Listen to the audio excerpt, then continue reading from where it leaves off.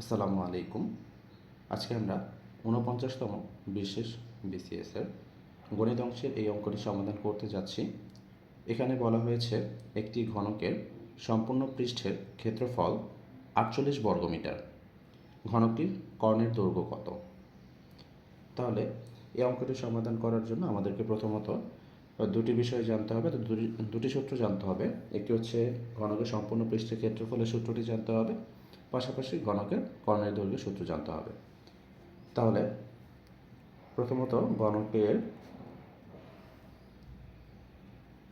বাহু বা পৃষ্ঠের দৈর্ঘ্য এ হলে ঘনকের সম্পূর্ণ পৃষ্ঠের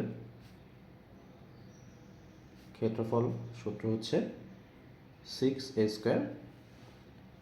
তাহলে এখানে আমাদের ঘনকের সম্পূর্ণ পৃষ্ঠের ক্ষেত্রফল দেওয়া আছে 48 বর্গমিটার। তাহলে আমরা লিখতে পারি এখানে 6a² = 48 বা a² = 48/6, কেটে থাকছে 8, বা a² = 8 বা a² = √8 হোল স্কয়ার লিখতে পারি আমরা।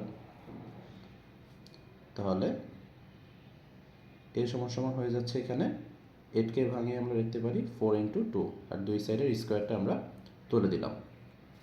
তাহলে এ হয়ে গেল, এখানে 4কে রুট করলে হয় 2 যেহেতু রুট করা যায় না, তো পূর্ণবর্গ সংখ্যা নয়, তাহলে √2 রয়ে গেল।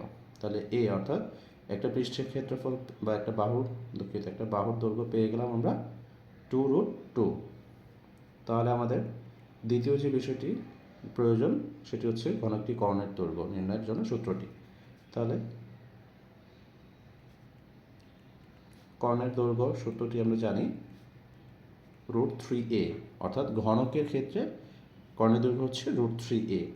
তাহলে এখানে এর ভ্যালুটা অলরেডি যেহেতু পেয়েছি আমরা 2√2, তাহলে এটা √3 × 2√2 মাল্টিপ্লাই করলে হচ্ছে 2√6, কেননা √3 এবং √2 নিজেদের মধ্যে গুণ হয়ে হচ্ছে 3 × 6, অর্থাৎ √6, আর 2 রয়ে গিয়েছে অর্থাৎ 2√6, যেটা কিনা আমাদের উত্তর গয়ে রয়েছে।